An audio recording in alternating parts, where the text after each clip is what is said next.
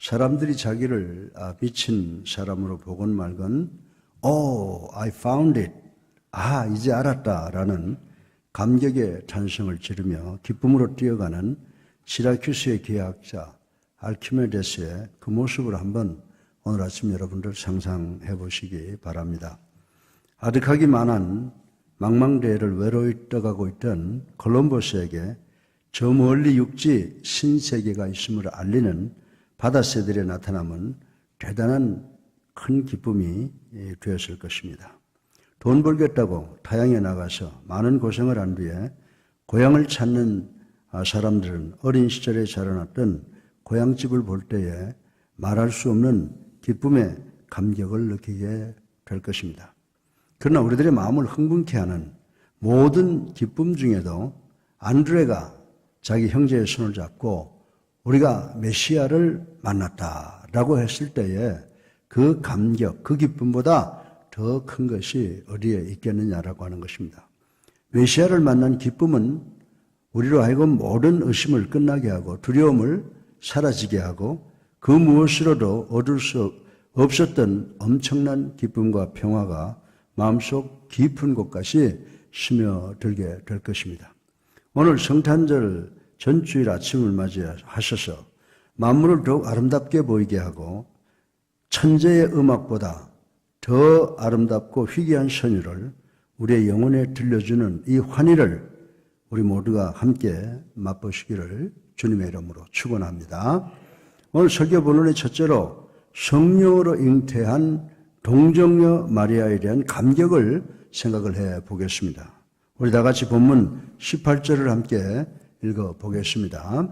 예수 그리스도의 나심은 이러하니라. 그의 어머니 마리아가 요셉과 약혼하고 동거하기 전에 성령으로 잉태된 것이 나타났더니 아멘. 예수 그리스도께서 요셉과 정혼한 동정녀 마리아에게 성령으로 잉태되심으로 출생하셨다는 것은 하나님 또는 하나님의 아들이 이 세상에 오신 성육신의 특별한 방법에 대하여 설명을 하고 있는 것입니다. 모든 남녀들은 양성의 생리적 결합에 의하여 출생합니다. 그러나 우리의 죄를 구원하시기 위해 이 땅에 오시는 성자 하나님 예수 그리스도는 그런 자연적인 방법을 사용하지 아니하고 초자연적인 방법을 사용하셨다라고 하는 것입니다. 이 초자연적인 방법이 곧 처녀가 성령으로 잉태하는 방법이었습니다. 그러면 전능하신 하나님께서 이해할 수 없는 이 방법을 선택하신 의미가 무엇이겠습니까? 죄로 인하여 에덴에서 쫓겨난 인간은 하나님과 단절되어 하나님을 멀리 떠나 잃어버린 자가 되었습니다. 그리하여 인간은 불순종의 자녀가 되었으며 세상의 자녀와 마귀의 자녀와 더 나아가서 진노의 자녀가 되었다라고 하는 것입니다. 결과적으로 인간은 하나님의 사랑과 단절된 상태에서 죽음과 멸망인 지옥이 인간의 종착역이 되고 말았다라고 하는 것입니다. 더욱 안타까운 사실은 이 죄악 때문에 하나님께서 인간을 구원하기 위하여 인간에게 접근하기를 원치 않으시고 더욱이 인간은 자신들의 그 무섭고 더러운 죄성 때문에 하나님께 나아갈 수가 없게 되었다는 사실인 것입니다. 인간을 하나님과 분리되게 만든 것은 바로 이 죄라고 하는 것입니다. 이사야서 59장 1절로 2절에서 여호와의 손이 짧아 구원치 못하심도 아니요 귀가 둔하여 듣지도 못하심도 아니라 오직 너희 죄악이 너희와 하나님 사이를 내었고 너희 죄가 그 얼굴을 가리워서 너희를 듣지 않으시게 함이라고 말씀을 했습니다. 사실 구약시대의 인간들은 하나님께 나아가기를 그렇게 즐거워하지 않았다라고 하는 것입니다. 왜냐하면 인간이 하나님을 보면 죽게 되므로 하나님께로의 접근이 불가능했기 때문이라고 하는 것입니다. 하나님과의 완전한 단절, 그것은 절망이며 죽음입니다. 인간에게 절망과 죽음을 가져온 이 단절을 극복하고 화해시킬 수 있는 중보자의 필요성이 바로 여기서 대두가 되는 것입니다. 하나님과 인간의 죄 때문에 상호 간의 접근이 불가능해진 이 단절을 극복하기 위해서는 반드시 한 사람, 한 중보자가 있어서 인간과 하나님이 서로 교통할 수 있는 교량 역할을 해야 할 필요가 있습니다. 그러면 이 교량 역할을 할 수 있는 자는 어떤 자격을 가지고 있는 사람이 되어야 할까요? 그것은 하나님 편에서는 하나님이 되고 인간 편에서는 인간이 될 수 있는 자, 다시 말하면 하나님이면서 동시에 인간일 수 있는 존재여야 한다고 하는 것입니다. 그래야 하나님과 인간 사이에 중보 역할이 가능하게 되기 때문입니다. 에덴 동산에서 쫓겨난 인간들, 하나님이 인간을 구원하기 위하여 일해오신 구속사역은 율법과 예언을 보내주심으로 나타났습니다. 그런데 이 율법과 예언의 궁극적인 목적이 바로 하나님이시며 인간은 임마누엘, 하나님이 인간과 함께 하심, 즉 예수 그리스도이신 것입니다. 그러므로 임마누엘은 율법과 예언의 완성품이며 하나님의 구속사역을 완성시킬 중보자라고 하는 것입니다. 사랑하는 예수님께 성도 여러분, 이렇게 인간의 길은 자기가 계획하고 작정대로 되는 것만은 아니며 때로는 하나님의 개입에 의해 인생의 길, 즉 우리들의 운명이 바뀔 때가 수없이 많이 있다라고 하는 것입니다. 그렇다면 이렇게 하나님께 쓰시고 예상치 못한 방법으로 우리를 부르실 때 우리는 어떻게 해야 하겠습니까? 하나님께서 당신의 피조물인 우리들에게 예상치 못한 방법으로 찾아오셔서 부르는 것은 우리들의 삶으로부터 무엇을 빼앗고자 하심이 아니라 오히려 영광의 직분으로 부르셔서 귀하게 사용하시기 위함인 줄로 믿으시기 바랍니다. 그러므로 저와 성도 여러분께서는 하나님이 이렇게 쓰시고자 부르실 때 반드시 내가 여기에 있나이다, 나를 부르소서라고 반응을 해야 된다라고 하는 것입니다. 그 좋은 예가 누가복음 1장 38절에 있습니다. 마리아가 뭐라고 표현하고 있습니까? May it be to me as you have said. 주여 당신의 뜻대로 이루시기를 원하나이다 라고 순종하여 메시아의 육신적 어머니가 되는 영광을 누린 것처럼 우리 모두도 순종함으로써 하나님의 영광을 위해 상상하지 못한 운명이 되어 귀히 쓰임받는 그릇들이 되시기를 주님의 이름으로 축원합니다. 둘째로 의인 요셉의 감동적인 사건을 생각을 해보겠습니다. 복음서 기자들은 예수님의 모친 마리아에 대해서는 여러 각도에서 깊은 관심을 보였습니다. 그러나 예수님 육신의 아버지인 요셉에 관해서는 별로 관심을 보이지 않고 있는 것 같습니다. 우리 다 같이 본문 19절을 함께 읽어보겠습니다. 그의 남편 요셉은 의로운 사람이라 그를 드러내지 아니하고 가만히 끊고자 하여. 아멘. 네. 그렇지만 요셉은 메시아 예수 그리스도의 탄생에 있어서 인간적 고뇌를 극복하고 하나님의 뜻이 성취되도록 하는데 일조한 구속사에 깊이 기억될 인물임에는 틀림이 없다라고 하는 것입니다. 한편 요셉은 의로운 사람, 곧 하나님의 뜻을 따르는데 열심을 다한 사람이며 양심적인 인물이었다고 기록이 되어 있습니다. 그리고 요셉은 타인에 대한 깊은 이해심과 자비심을 겸비한 사람이었습니다. 그러한 요셉에게 심각한 문제가 생긴 것입니다. 요셉의 약혼녀 마리아가 첫날 밤도 치르기 전에 임신했다는 믿을 수 없는 청천벽력 같은 사건이 생긴 것입니다. 여기서 잠깐 유대 결혼법을 살펴보면 먼저 결혼 당사자들이 어릴 적 그의 자녀들의 부모에 의하여 정혼을 하게 됩니다. 그리고 그들이 혼기에 이르면 법적인 부부임을 확인하는 약혼을 하게 됩니다. 이 약혼 기간은 약 1년으로 이때는 파혼도 가능하다고 합니다. 그러나 이 기간 중에 남자가 죽으면 여자는 청상 과부가 된다고 하는 것입니다. 그리고 1년이 다한 후에 비로소 혼인 예식과 더불어 실제 부부 생활에 들어갑니다. 본문의 요셉과 마리아도 바로 이러한 약혼 기간에 있었던 것이었습니다. 어쨌든 요셉은 마리아가 자신의 임신을 스스로 고백해옴으로써 온갖 의혹과 치욕스러운 배신감으로 인해 심한 갈등을 겪게 되었을 것이라고 생각을 합니다. 비록 임신의 원인이 밝혀지더라도 마리아의 부정에 대한 부정심과 불신과 배신을 영향을 버릴 수는 없었습니다. 더욱이 요셉이 율법을 위해서 의로운 사람이었기에 그 갈등의 파장은 더욱 크기만 했을 것이라고 생각을 합니다. 그래 요셉은 그 당시에 법대로 파혼 증서를 써주고 조용히 약혼녀 마리아를 버리는 방법을 택하려고 생각을 했던 것입니다. 물론 그렇게 될 때 마리아의 아이는 요셉의 아이가 되는 것입니다. 따라서 비록 파혼을 한다고 하더라도 마리아의 출산은 요셉에게 엄청난 모욕일 수밖에 없었다고 하는 것입니다. 그러나 문제는 요셉은 이러한 모욕을 감수하면서까지 마리아의 안녕을 도모하고자 했던 것입니다. 사랑하는 예수 안교 성도 여러분, 이렇게 자신의 극한 감정을 다스리면서 상대의 수치를 덮어주고자 노력했던 요셉의 태도는 오늘 21세기를 살아가는 우리 예수사랑 성도들에게도 큰 감동과 교훈을 주고 있는 것입니다.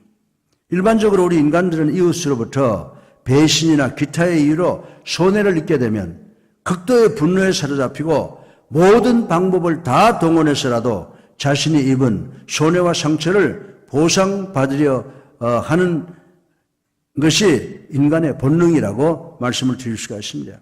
아니 아무런 관계나 손해가 없다고 하더라도 이웃의 추문이나 기타 험담거리가 들리게 되면 이를 드러내고 싶어하는 것이 일반적 경향이라고 하는 것입니다. 다시 말해서 남의 이야기는 저녁 먹은 후 후식과 같아서 뱃속 깊은 데로 들어가는 것입니다. 그리하여 세상 사람들은 혹 누군가의 스캔들이라도 발견하나 치면 이를 앞다투어 폭로하는 것이 당연한 일로 되어 있는 세상이라고 하는 것입니다. 그러나 사랑하는 예수 안교 성도 여러분, 하나님의 백성인 성도들은 절대로 그래서 안 된다라고 하는 것입니다. 그리스도의 보혈로 우리의 죄를 가려주시는 은총을 입은 성도들은 본문의 의로운 요셉과 같이 그 은혜를 받은 자답게 이웃의 죄를 양해하고 배려하고 용서하며 가리워줄 줄 알아야 함을 명심하시기를 주님의 이름으로 축원합니다. 셋째로 마지막으로 마리아와 요셉의 처신을 통해서 얻어진 하나님의 위로와 예수님의 사랑에 대해서 생각을 해 보겠습니다. 우리 다 같이 20절로 21절을 함께 읽어 보겠습니다. 이 일을 생각할 때에 주의 사자가 현몽하여 이르되 다윗의 자손 요셉아 내 아내 마리아 데려오기를 무서워하지 말라. 그에게 잉태된 자는 성령으로 된 것이라. 아들을 낳으리니 이름을 예수라 하라. 이는 그가 자기 백성을 그들의 죄에서 구원할 자이심이라 하니라. 아멘. 아멘. 이 세상은 우리가 원하든지 원하지 않든지 간에 여러 종류의 고난과 슬픔과 고통으로 가득 차 있습니다.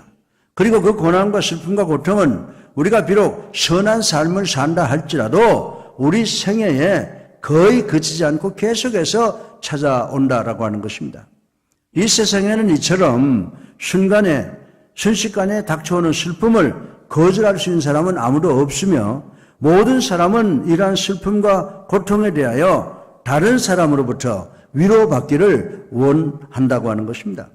그러나 세상이 주는 어떤 위로도 우리에게 참된 기쁨과 위로와 평안이 되지 않는다는 사실을 우린 잘 알고 있습니다. 그러므로 우리가 참된 위로와 기쁨과 평안을 그리고 소망을 얻고자 한다면 우리는 예수 그리스도 즉 하나님께로 나와야 되는 줄로 믿으시기 바랍니다. 하나님께서는 우리가 문제를 선하게 해결하고자 할 때 우리를 위로해 주십니다. 문제는 선하게 해결하려면 반드시 우리가 메시아를 여유를 가지고 생각을 해야 된다라고 하는 것입니다. 우리가 이런 일을 처리할 때 원리 원칙만이 당면한 문제를 해결하는 정도가 되지 않는다는 것을 우리 분명히 알아야 되는 줄로 믿으시기 바랍니다. 만일 요셉이 그 당시 법대로 문제를 해결하려고 하여 마리아의 임신 사실을 한 즉시 그녀를 돌로 때려 죽였다면 약속대로 메시아는 이 땅에 태어나시지 못했을 것이다 라고 하는 것입니다. 그러나 요셉은 모든 것을 원리 원칙보다 법보다는 선하게 해결하려고 하였고 약혼녀의 임신 사건으로 인하여 사건을 두고 고민할 때 오히려 하나님의 위로와 하나님의 큰 축복을 받을 수 있었다는 것을 우리는 볼 수가 있습니다. 그러므로 우리도 우리에게 닥친 문제를 해결할 때 원리 원칙과 법대로 하겠다고 결심하기 전에 선하게 해결하려는 자세와 의지와 결단을 가져야 되는 것입니다. 이런 결단을 할 때 하나님께서는 우리에게 위로와 아울러 예수님께서 큰 축복을 주시는 줄로 믿으시기 바랍니다. 그리고 우리 중에 어떤 사람이 모든 일을 자비롭게 해결하려는 사람은 자비와 은총을 받습니다. 요셉이 마리아의 사건을 법대로 율법대로 해결하지 아니하고 자비롭게 해결하려 했을 때 요셉은 하나님으로부터 자비와 위로, 축복을 받고 그리스도로부터 큰 사랑을 받은 것을 볼 수가 있습니다. 마찬가지로 우리가 실수했을 때 상대방으로부터의 배려, 더 나아가서 은혜를 받기를 원한다면 우리도 상대방의 실수에 대하여 항상 자비로워야 한다라고 하는 것입니다. 긍휼히 여기는 자가 긍휼히 여김을 받을 것이기 때문인 줄로 믿으시기 바랍니다. 그리고 기쁨의 천사를 보내주십니다. 주의 사자가 현몽하여 하나님의 의로운 꿈속에서조차 다르게 나타납니다. 일반적으로 사람들이 고민하여 잠을 잘 때는 꿈속에서 악몽에 시달리는 경우가 많다고 하는 이야기를 들었습니다. 그러나 요셉은 그렇지 않았습니다. 요셉은 깊은 고뇌를 안고 잠이 들었지만은 하나님께서 위로와 함께 기쁨을 전해주는 천사를 보내주신 것을 우리는 오늘 본문을 통해서 볼 수가 있는 것입니다. 오늘날에도 우리들이 모든 문제를 선히 해결하려고 노력하면서 모든 고민을 하나님께 맡기는 성도들에게 하나님께서 이런 축복을 내려주신다는 말씀인 줄로 믿으시기 바랍니다. 그리고 축복된 위치를 다시 한번 일깨워 주십니다. 마귀의 계계에 의하여 우리는 종종 우리의 축복된 자격을 망각하고 살 때가 참 많이 있습니다. 우리는 항상 하나님의 은혜와 축복 아래에 있는 줄로 믿으시기를 주님의 이름으로 축원합니다. 그럼에도 불구하고 우리는 그것을 24시간 동안 의식하며 살아가지를 못합니다. 그래야 우리는 우리가 하나님의 자녀가 아닌 것처럼 너무나도 자주 행동할 때가 많이 있다라고 하는 것입니다. 바로 이러한 이유에서 우리는 우리에게 닥칠 문제를 스스로 해결하려고 하여 고민하여 두려워 떠는 것입니다. 본문에서 천사가 현현하여 뭐라고 말했습니까? 다윗의 자손 요셉아 라고 요셉에게 외쳐 부른 이유도 여기에 있다라고 하는 것입니다. 천사는 무엇보다도 요셉 너에게 태어나실 아기가 메시아로 나실 다윗의 자손이다라고 하는 것을 깨우쳐 주기를 원했던 것입니다. 그러므로 해서 메시아가 처녀의 몸을 통하여 탄생한 것이란 예언이 요셉에게 임했음을 그가 알고 기뻐하여 마음의 평안을 얻기를 원했던 것입니다.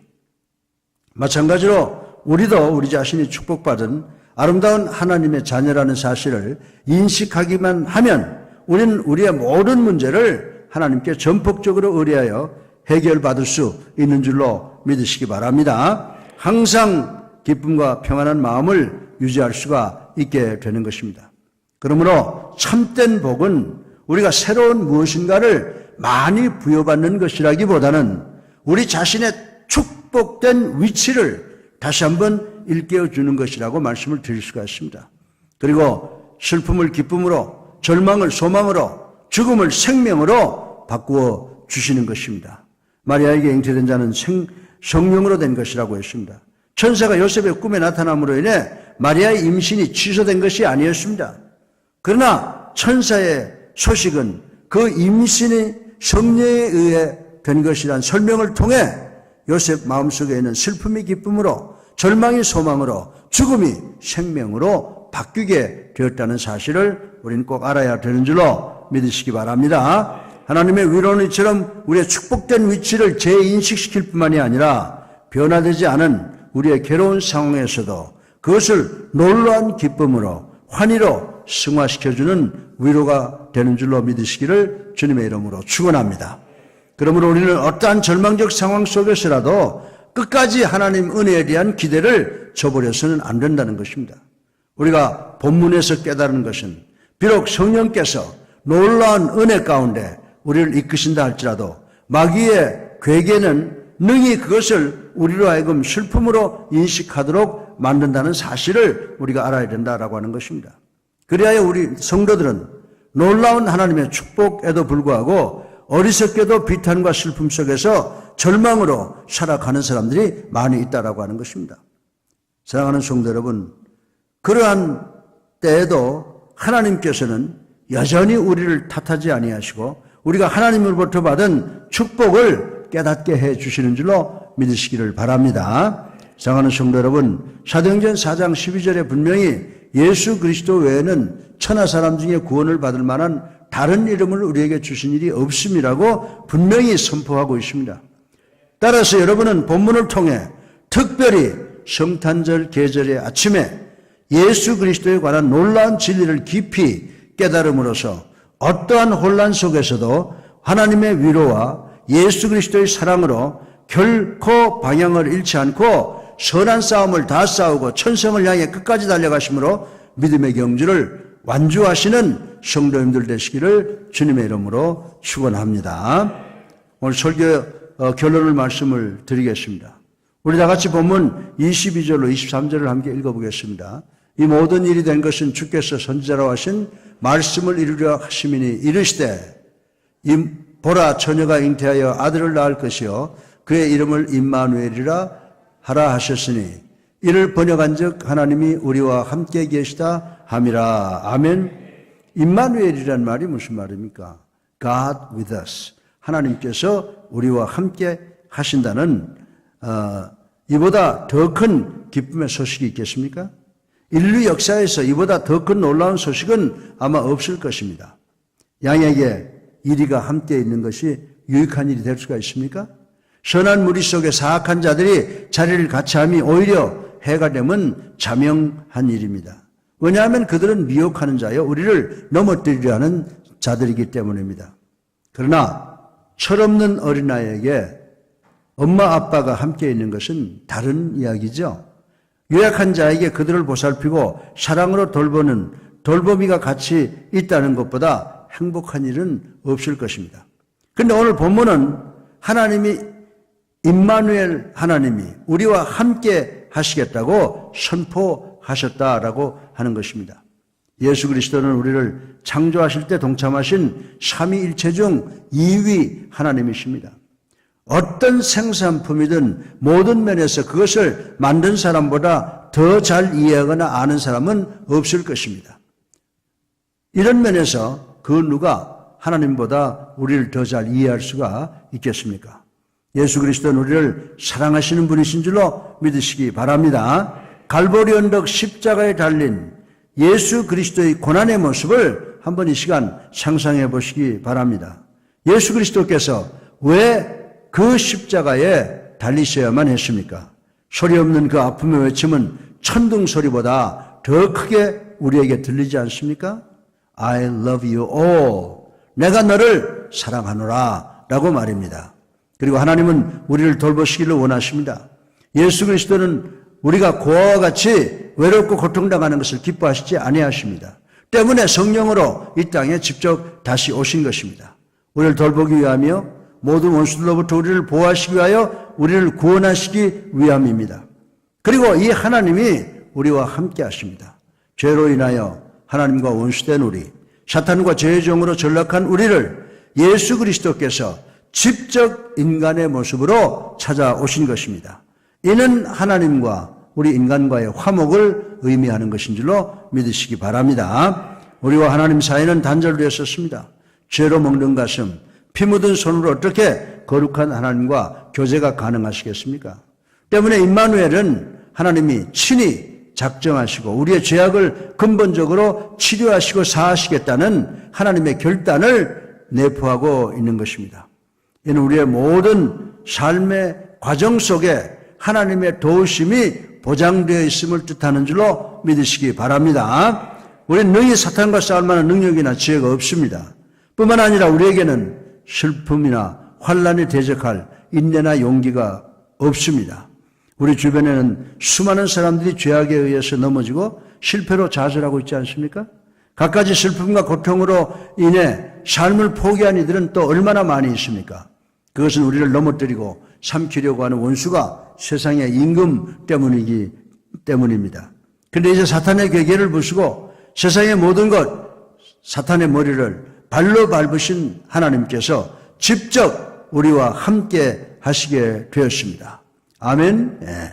우리와 같은 성령으로 이 땅에 오셔서 우리의 모든 고난을 개월하신 이가 친히 우리와 함께 하시게 된 것입니다. 우리의 모든 죄악과 질고 모든 슬픔과 근심을 예수 그리스도께서 친히 담당하시고 예수 그리스도의 평안과 예수 그리스도의 기쁨, 예수 그리스도의 승리로 우리의 삶을 대신케 하시려고 예수 그리스도께서 우리와 함께 하시는 줄로 믿으시기 바랍니다.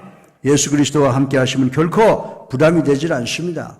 여러분은 사랑하는 사람과 함께 있는 기쁨을 체험하셨습니까? 또는 같이 있기가 거북하고 민망한 사람과 함께 있는 부담을 경험해 보신 적이 있습니까? 예수 그리스도, 그분은 무서운 죄인이었던 우리들과 일평생 같이 하실 수 있는 분이십니다. 험있고 불완전한 인간, 심히 부패하여 치료가 불가능한 우리 인간의 다정한 친구, 두려움을 일으키지 않는 분, 그분이 바로 예수 그리스도이신 줄로 믿으시기 바랍니다. 결코 다시는 헤어짐이 없을 것입니다. 에덴 동산의 헤어짐은 예수 그리스도의 마음을 심히 아프게 했습니다. 때문에 예수 그리스도께서는 대속의 계획을 세우시고 그 계획을 성취하시기 위해서 이 땅에 오셨습니다. 우리는 주님을 떠났으나 예수 그리스도는 우리를 한 번도 떠나신 적이 없는 분이시다라고 하는 것입니다. 이제 다시 헤어질 수 없는 길을 예수 그리스도께서 만드셨습니다. 우리는 우리 주 예수 그리스도 안에 있는 하나님의 사랑에서 끊을 수 있는 것이 이 세상에 아무것도 없다고 말씀을 했습니다. 따라서 성도 여러분께서는 인류의 미래에 대한 계시가 유일하게 기록되어 있는 이 귀한 성경을 통해 다가올 미래를 예측하시고 준비하시기 바랍니다. 특별히 하나님께서는 성경의 최후에 일어날 사건을 미리 계시해 주셨습니다. 어리석은 자들은 하나님께서 이처럼 최후에 일어날 사건을 미리 계시해 주셨음에도 불구하고 대비치 아니함으로 멸망에 들어갈 것입니다.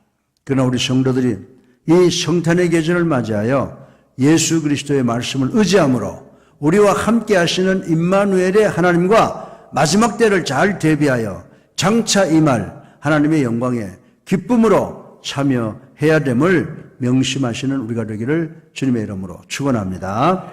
사랑이 많으신 아버지 하나님,